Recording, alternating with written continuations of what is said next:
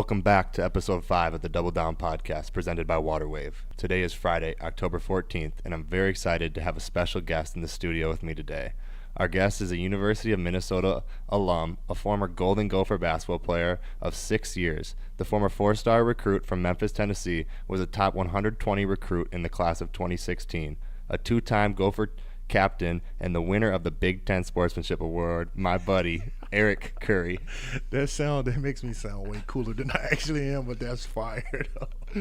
Yes, you already know. But I'm super happy to have you, Eric. Eric's actually in town for the Big Ten Media Day. He's working with the Big Ten now, so he's back in Minneapolis, back in town. How's it feel? Just initially, we'll start with that. How's it feel to be back in town? Is it different? Is it weird? It's definitely weird, man. But I feel like I'm an adult now, a true adult.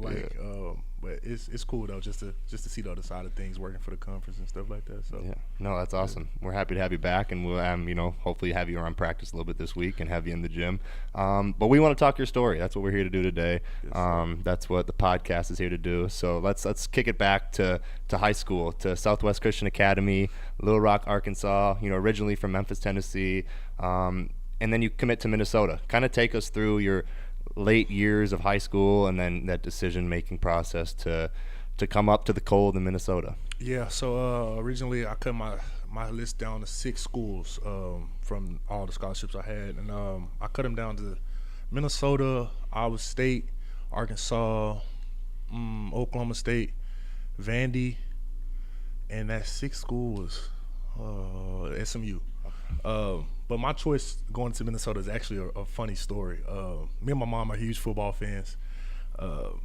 So when Ben Johnson, who's the head coach now in Minnesota, he called my phone and was like, let's get you on a visit here. Me and my mom seek that opportunity to come watch a football game, a good football game, because they was going against the number 2 team in the country at the time, which was TCU. They had a pretty good quarterback at the time. I don't know if everybody knows his name, but Trayvon Boykin. He was a Heisman hopeful. Me and my mom wanted to watch him play. So we just used the trip. In our heads, it was like, we're not going to Minnesota. We're just going to go use it to watch him play or whatever. So I got up here, man, and I already knew Amir Coffey. So we was on the same visit as well. Who will hopefully have on the podcast here in the future. A little hint. Yeah, for sure. That's my dog. But we came on a visit together. I just wanted to spend time with him and just kick it, and I actually hit off pretty well. I got up here and I loved it. As soon as I landed, seeing the skyline downtown and going to the Mall of America was a big hit for my mom, but not me. But seeing the skyline, me being an inner city kid from a big city, which is in Memphis, but I loved it from the jump. Great weather. They kind of bamboozled me from the weather. It was like 90 in September, so that was pretty cool. And the game ended up going well, and I just felt like this was home. Literally, I know it's a cliche answer, but it felt like home. Yeah, I mean, it became home for a long time, and now you're back. And it's I feel like we were talking in the street. It's like it just feels like you're back. It like even picking you up in the car, it's like, oh, that's just something that I would do every day. Like it doesn't feel like you're gone. But that's the kind of relationship we have as well. So, obviously you choose Minnesota.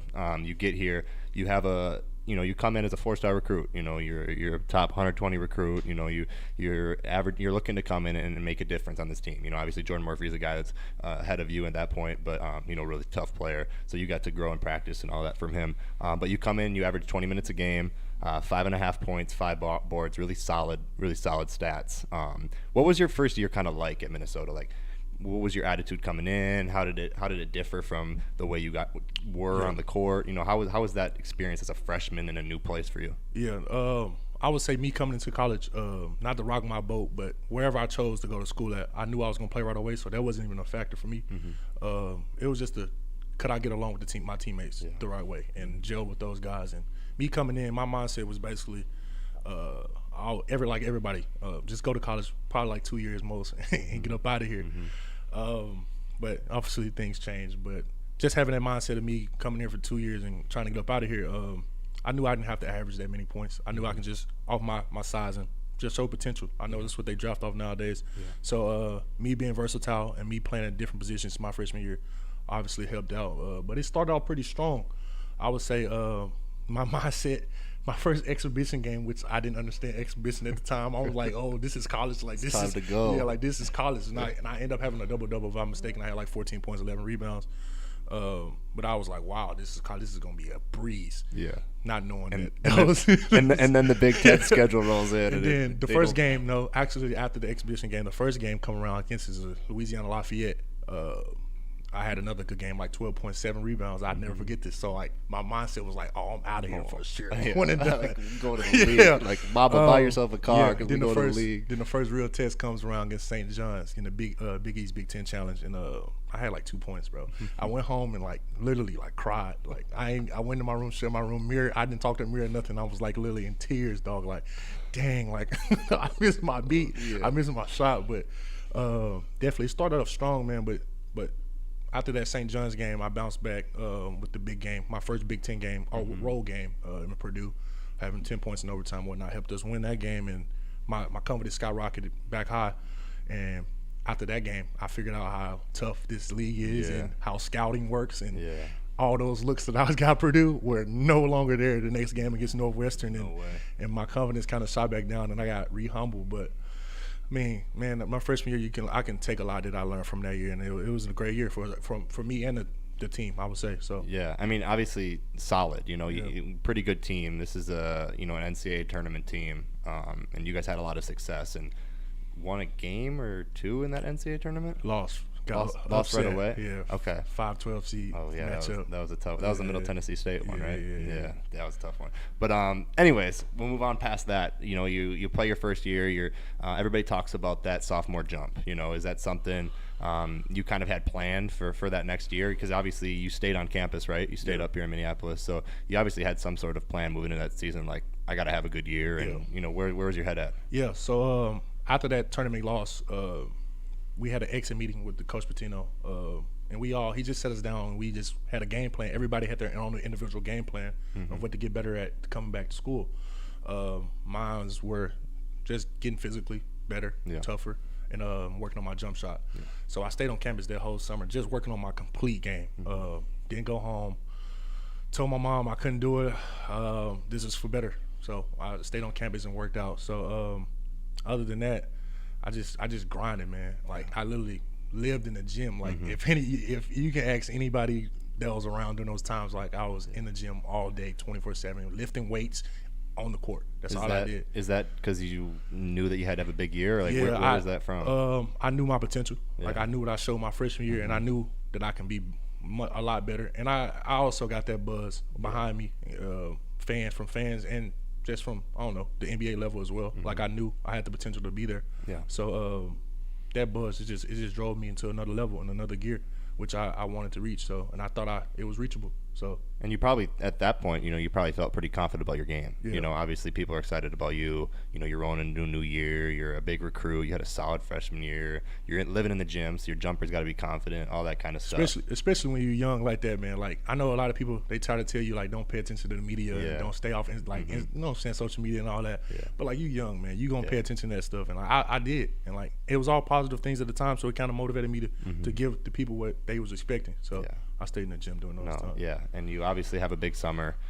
Fall rolls around, and this is kind of where Eric Curry's journey kind of starts, if you want to put it that way. Yeah. First football game of the season, correct? Yes. Obviously excited to have people back on campus. Campus is buzzing, frat row is busting. Like, gotta be like excited as hell. Like take us, like, before we even get into what happened, like, take us through like what like a basketball player going to a football game, like how fun is it, bro? Like, no, it's incredible, especially Minnesota's first football game. Oh yeah, man. Like, that's the build up for the whole season. Like, that game right there is gonna be the part of the sold out, the most packed game there is all year. So definitely, like, that whole journey from that morning, like, you plan out your day 2 days ahead of time. For sure. You are ready. You would know what you're wearing, all that. I had a haircut appointment at 8 o'clock that morning. Like, I went and got a haircut, fresh, come back, ready, prepping, did what I did, had to go purchase what I had to purchase to be ready, and just relax, man. And then you want me to get to the story? I can get to the story if you want me to. Yeah, I mean, like, obviously, talking about the high emotions, like, so excited, so energetic, and then kind of take us through what happens that morning. Yeah, so like I said, I had a haircut appointment early. That was planned probably a week ahead of time. Yeah. Get a fresh cut, come back, rest up for the big day, to party or whatever. Yeah. after that, we get a random message from our captain at the time, Nate Mason, to come play open gym, just to get a sweat in, because he knew everybody knows what goes on on the day of the first football game, just to get your body going, get a good sweat in. Yeah. I didn't want to play. I was kind of bummed about that text message because I was so locked in and prepared to start my day and party. Live the great life of a college student. Sure. But yeah, man, he called that message. I actually was still laying in bed. I told my roommate at the time, Michael Hurt, that I wasn't gonna go. Yeah. Like I was just gonna miss it, and I was gonna have to deal with the consequences later. But he kind of dragged me out of bed, like physically, like dragged me out of bed. You know, like you coming. Yeah. So I got up and went. Played well. I think I played like 3 or 4 games before the travesty happened. But during that 4th game, I just my luck, man. Like took the wrong step, knee buckle pop, and it was from then on game on. But yeah, that moment right there changed me for the better though, because I don't know, it's kind of humbling experience. Yeah, I mean, what were your initial emotions? You know, obviously like. You don't like. Did you know for sure something's wrong? Did you know, like, so, take us through your emotions? Yeah. So when it happened, as soon as I felt the buckle and the pain, whatever, I went down straight to the ground, grabbed my knee, just laying there for a minute. They picked me up. They moved me to the trainer's table for a second, while everybody because nobody was in the gym. Luckily, the strength coach walked in the gym at the time it happened. So they getting the trainer and tell him to bring him down there. So as I'm waiting on him, I'm talking to Amir. Because Amir had ACL in high school, so he's telling me what you feeling. I'm telling him what I'm feeling, and I can tell Amir like he didn't want to tell me right away, like you. He doesn't want to be the guy to break the news. Yeah, but he's telling me like I can see it in his eyes. Like I know, like that's my dog. Like I can see it in his eyes. So not too much there, and then they carry me to the locker room.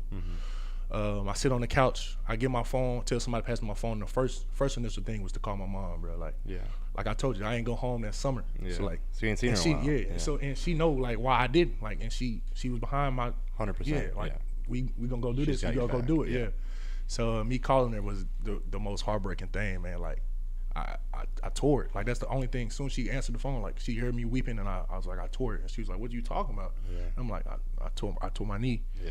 And like I broke down crying, bro. Like and she just like she literally just she didn't say nothing else but like, man, we got this. Like she's all positive energy, all positive vibes. Yeah.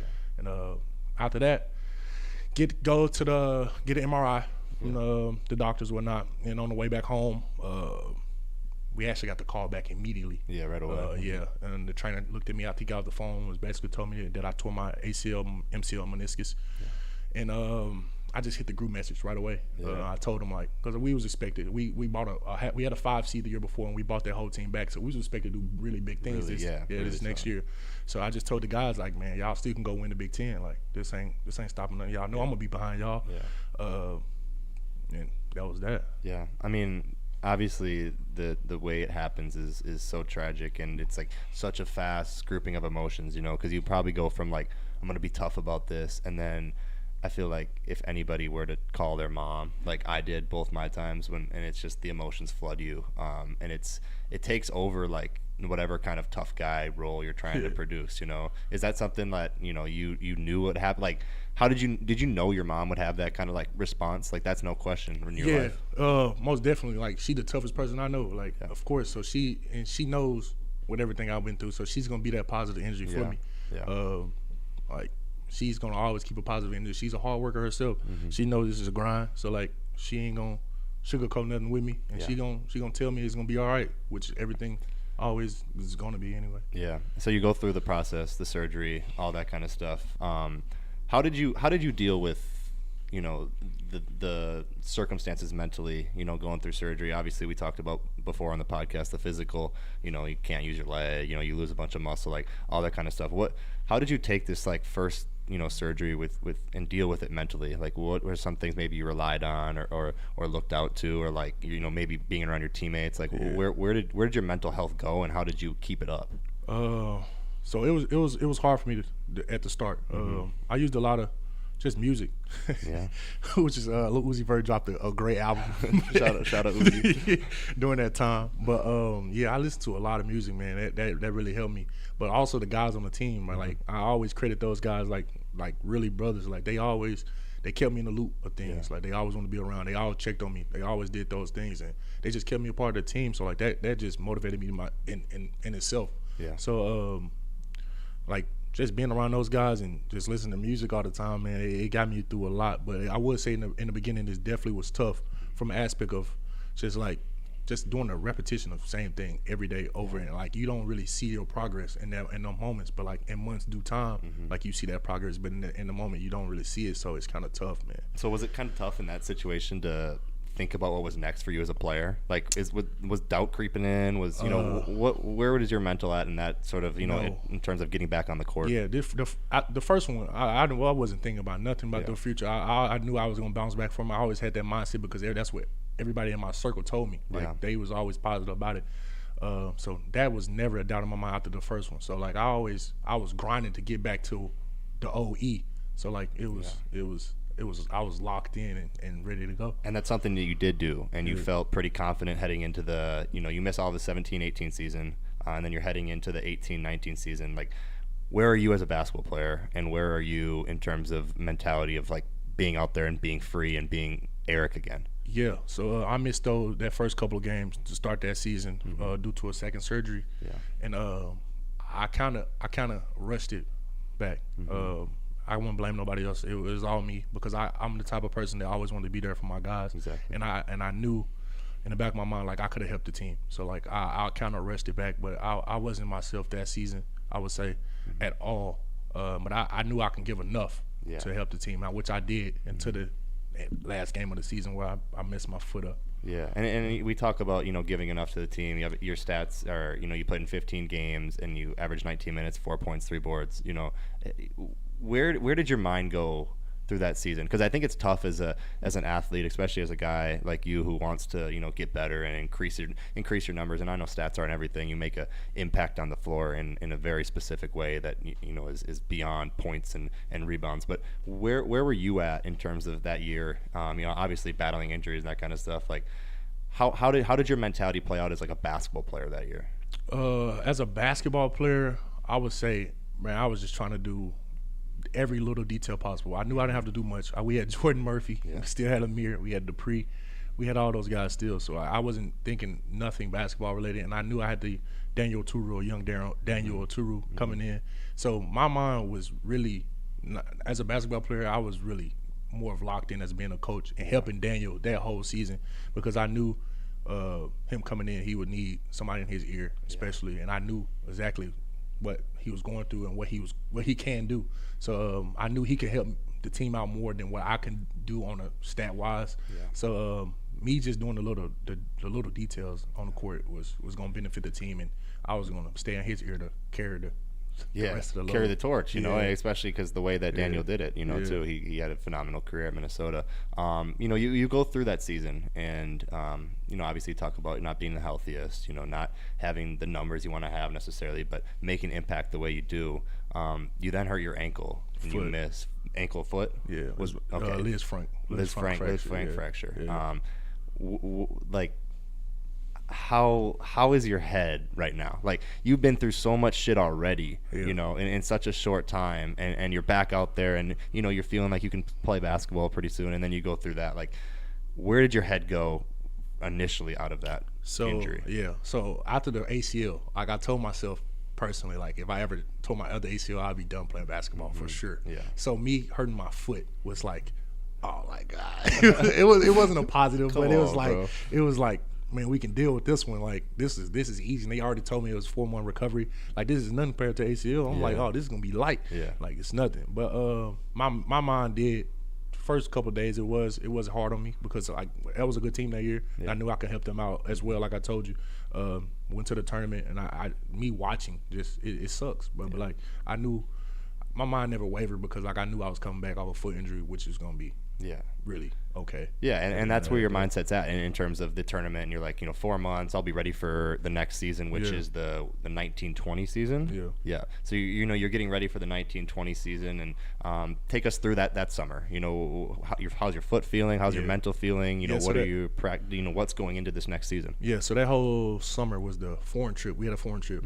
So I really didn't. I practiced, but I wasn't practicing as much. They kept it light because I was coming back off the foot, and it was amazing time because Peyton Willis came, and it was his first year he was able to play, so we was able to get back on the court with each other. So it was going to be a great time. So we took the foreign trip. I rested that whole trip, didn't play, just rehab still.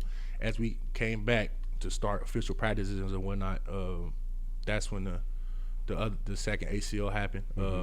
But I felt good. I was balling again. I felt like young EC E's back. Literally, man. Young E's back. And then the second one happened. Yeah. So obviously it's a string of different things, and two knee surgeries, and the foot, the Liz Frank, and then you're back on the court, and it was a closeout drill, right?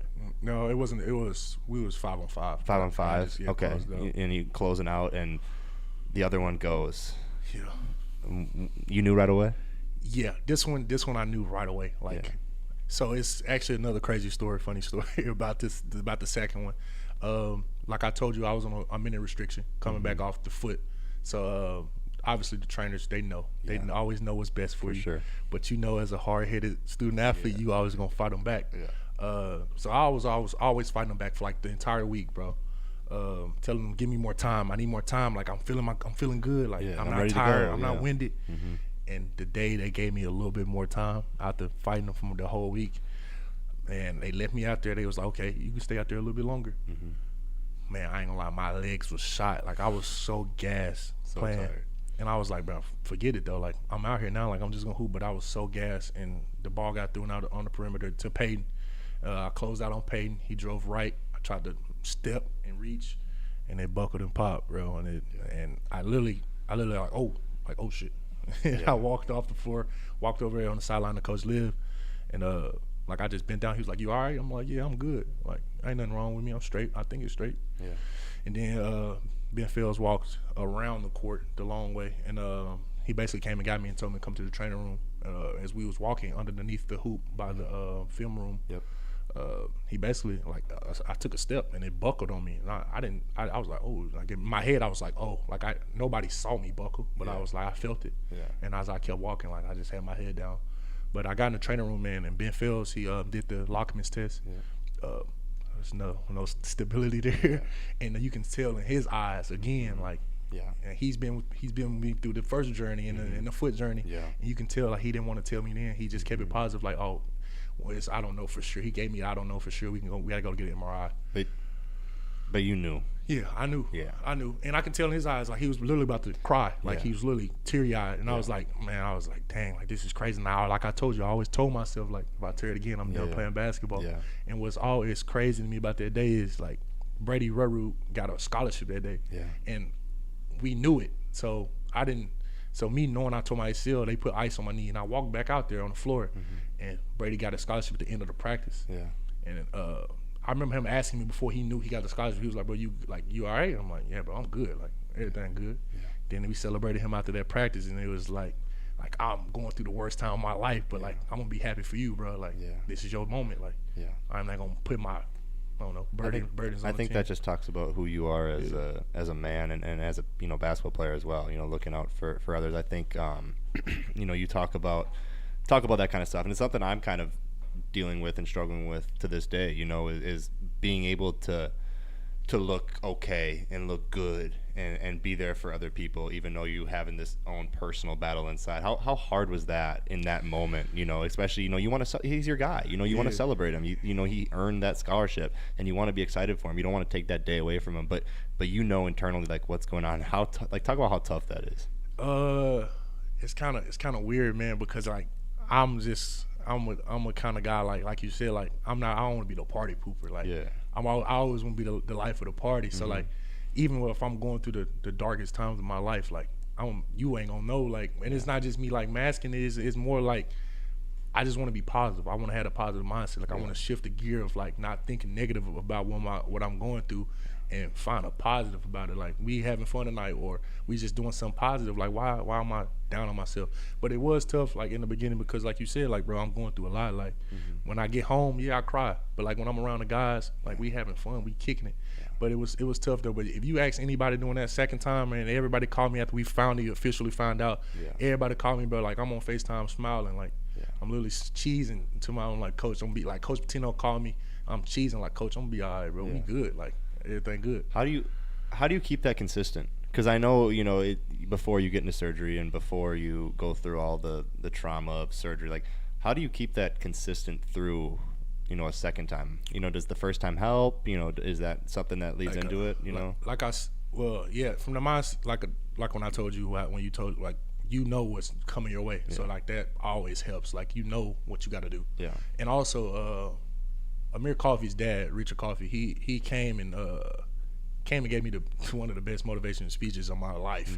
Because I told my mom, like I told you, I was done playing basketball. Like I told my mom, like I called my mom, like I'm done. Like I don't want to play this no more. And she called him, and he came to the apartment and closed the door, sat on my bed, man. Like he literally like gave me the best motivation speech of my life. Like bro, you not done. Like it's not over. Like what you talking about, you done. Like this ain't over. Were you listening to that, or were you hard headed and like, I'm done? No, I definitely listened to it because like I look at him as a father figure. Like I told you, me Amir's like we literally brothers. Like so I always listen to what everybody got to say.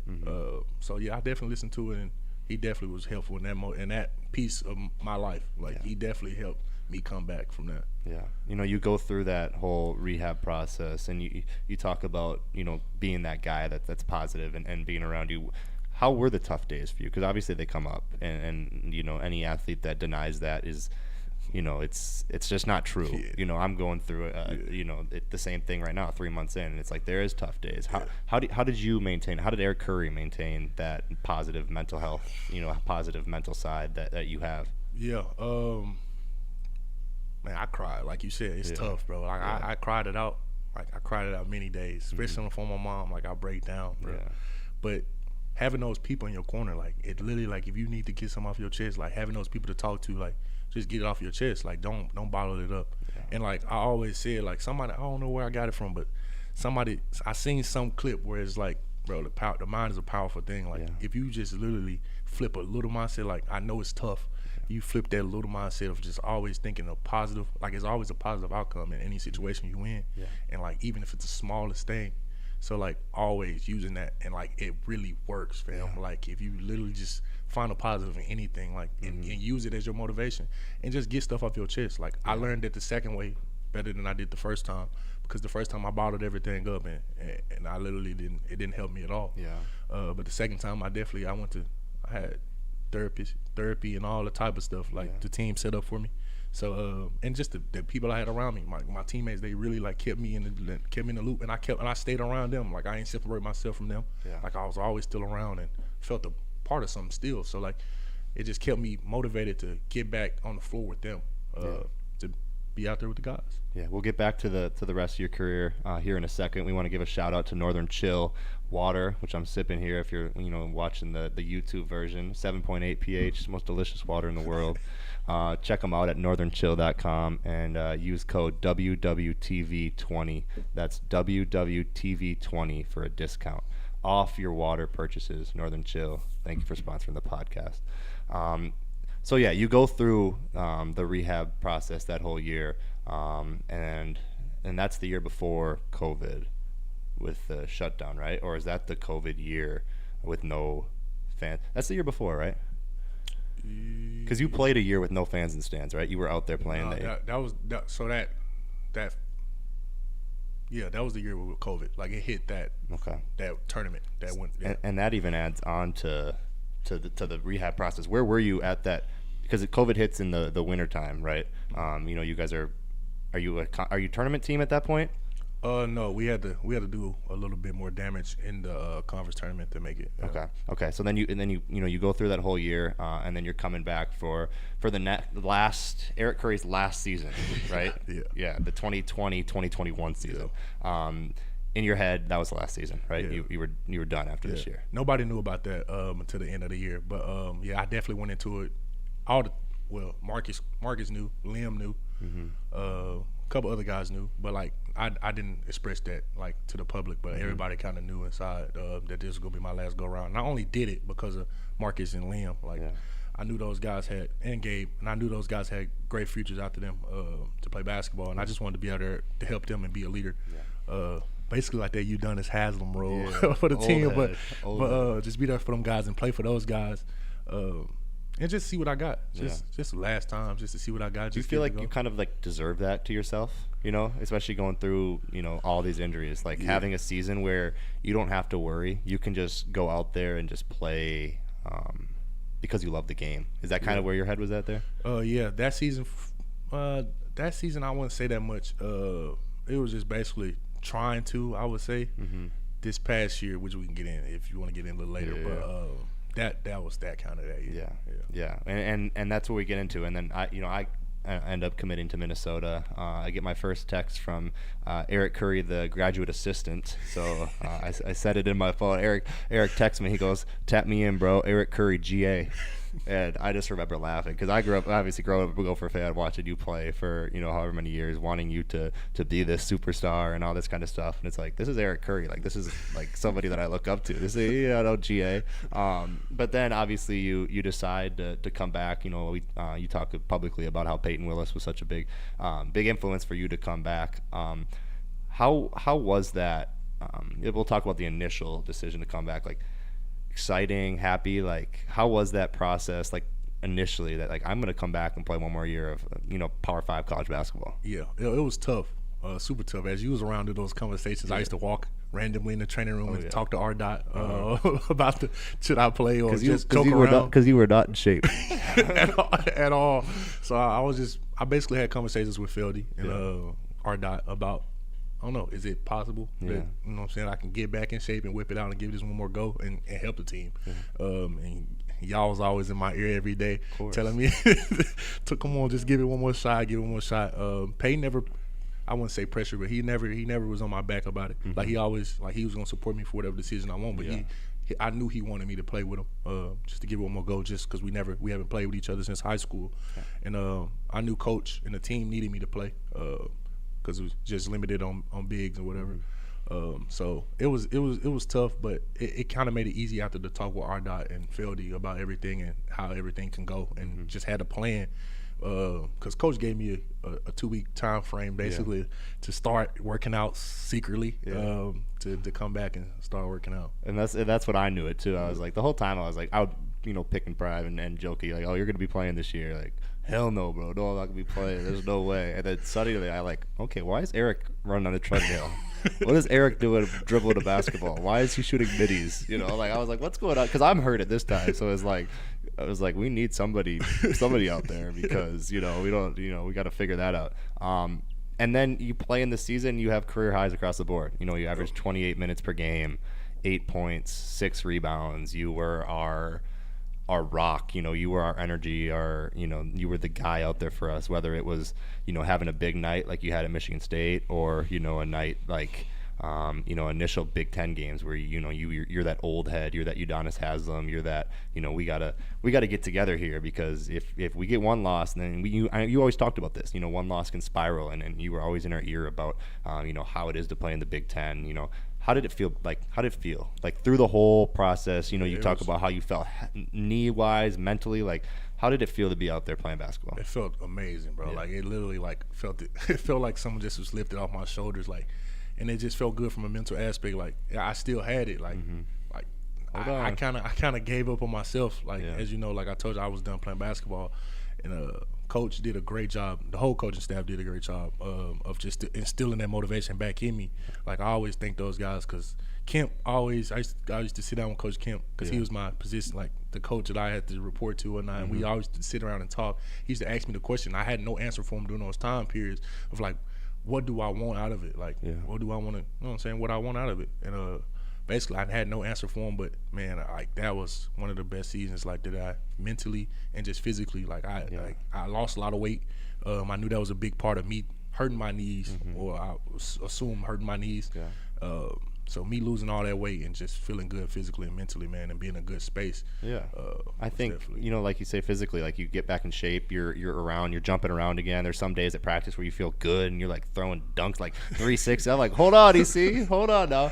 But no, I think that kind of stuff physically increases, how you feel mentally, getting your body in shape, and because basketball was your life for a long time. Especially we talk about how highly sought after you were as a recruit, and you played AAU, and basketball was the only sport you played. So it's like that thing's my life, and now I'm kind of back into it. What were the biggest challenges that season for you? Like, obviously we'll get into the the ankle injury in next question, but what were the biggest challenges for you mentally that season or physically? Mentally, I probably would say just like it also was a positive thing for me, but like the team like leaning on me that heavy was definitely a challenge, because like I felt like if I had the slightest of game or one of the bad games, like I felt like I let everyone down. Like I felt like it was on my shoulders, like we lost because of Eric or whatnot. But it definitely was a positive to feel that way, because like I told you, I gave up on myself, and like for y'all to look at me as like, oh, this is our leader, and this is like we throwing the ball down there to E, like E go get a bucket, like that definitely like still like it gave me like a sense of hope, like damn, I still got it, like these people believe in me, shit, I believe in myself too. Like, but that definitely was one of the challenges other than the ankle injury. So that's kind of the physical challenge we'll get into here. I mean, we go play Michigan State. Crazy game. My first time in that place, the Breslin Center. I mean, it was rocking. Like you go in there and you beat Michigan State. It's a big deal. And you're having a hell of a game. Probably, would you probably say one of your best college basketball games? Yeah, most definitely. Other than the Penn State game, man, that definitely was one of the best games. Just because, like you said, man, like that place gets crazy. It gets like super loud. Insane. And like for me to have one of those type of games where I'm the reason why this place is dead silent, like people shooting free throws, I'm back there in the back waiting on defense, and I'm looking around the stadium and like I'm like, this place is dead silent. And I've been in here when we getting blew out, but like we up right now, and it's because of me. And like, and for me personally, I was hearing a different kind of noise from the crowd. It wasn't like the cheering Michigan State. It was like, what the heck is going on here? Like, why is Minnesota coming in here, and why are they beating us? And I remember like the crowd is like on your back, like they're like right behind you, and this chick is just yelling the whole time and just like cussing and just talking crazy about us. And like I remember specifically JMO gets the block, and then you go down on his ankle. This I'm going through these different emotions because I see you down. So I'm freaking out. This girl's behind me screaming obscenities about you, like, get his ass up, like, he's faking it. Like, Michigan State is stressing out at this point. And then, we go out there and we carry you off, which scared me even more. What did you think right away? Like, you go on JMO's ankle. Is it done? Done? He landed on my ankle as I was trying to sprint off. And it kind of like, at the moment, I ain't gonna lie, I felt the pop. It probably just something in my head, but it was just awkward. It's just a sharp pain that hit my foot, and I just felt like it just gave out on me. So it was kind of scary. I thought, initial thought with my history, I thought I was done. Yeah, it's over with. But carried me to the sideline. I got over there, kind of stood on it, tried to put weight on it. It was no go. Like it literally was just giving out on me. And that was the rest of the history. Yeah, and I mean, looking forward past that week, you miss the one game, and then we're slowly bringing you back into practice, and I could just see how frustrated you were. Where did that frustration kind of come from? Obviously, it's physical. You can't do what you want to do, but I feel like that's not 100% of the battle. We talk about. I remember walking into practice and just seeing you in the hallway with your head down, like crying, and all I could do was just go over and give you a hug because I knew you were, fighting something. What was that emotion coming from? Like I said, like one of those challenges, like like y'all being so dependent on me, and like it was also positive. But just that, like me knowing that the team needed me, seeing the team sitting out those games and seeing like the things that I contributed, like being a problem while we lost, like it frustrated me and it hurted me. So I called myself doing everything that I was supposed to do to get back on the schedule of playing, and I didn't see progress, bro. Like it literally was just pain, and like it's just frustrating, bro, just to be back out there. Yeah, and I think, for me too, I was going through the first injury and dealing with it and seeing you in so much pain. I knew where that pain was coming from. Obviously your ankle hurts, but that's not what the pain is. It's feeling like you're not living up to what you can for this team, and living hurting the team, and then just seeing your raw emotion through that, like it inspires the way I go about every single day, here on out. It's just like being that positive, being that guy. And especially now this year, we got 5 freshmen. So it's like, being in these new guys' ears, trying to, help them in any way I can. What's kind of like finishing up here, wrapping up, like, hold on. Can we go back on that the why yeah, I was back, frustrated? Go back, yeah. Also, the selfish part of me. Yeah. Me coming off that good game against Michigan State. Yeah, hold on, Eric's back. I'm looking ahead on the schedule. I'm like, these next upcoming games are these against weak bigs. Like, we already faced the tough bigs. These against weak bigs. If I just play like this against Michigan State, I'm gonna go on a run here and dominate the Big Ten. So me getting hurt at that time was also on my mind. Like, bro, like I'm finna miss the weakest stretch that we possibly got. I could go crazy for a couple weeks here. If I just did that on the road, and I know I'm gonna kill these bigs for sure. So it was just tough from that aspect. Yeah. And then you put the chains on the bench because you're going to be on Big Ten. Every time. Every time. I know they're going to talk about me at some point in the game. I have to look good. 100%. Wrapping up here, we'll close the podcast off. You go through this crazy journey, process. I won't call it anything other than that because I think that's what it is. It's a process, and it's this life that you're trying to figure out your life and which direction it's bringing you in this life. What's your final message, to any younger kids out there dealing with injury or older guys, mentally, physically? Like, what's the biggest thing that you could tell, a 15-year-old kid that's going through an injury? The biggest thing I can probably say is just think of your life as a book. Like I told you, bro. Mm-hmm. Like you gonna want that novel. Yeah. You want your story to be the bestseller. Mm-hmm. I don't know no novels or bestsellers that don't got a great ending. Yeah. So why give up without getting that great ending and that the ending that you want and the ending that's gonna sell. Yeah. So just keep grinding, keep pushing because that's what's gonna sell your book. Yeah. For sure. No, that's awesome. Yeah. Thank you, Eric, for coming in the studio with me today. Obviously, like we mentioned before, working for the Big Ten now. On to bigger, brighter, and amazing things. And I'm so glad to call you my friend and a role model. And I really appreciate you joining the pod. So it's been your boy Parker Fox. Yes, sir. Eric Curry, and baby. We are out. Thank you guys for watching. Tune in next week.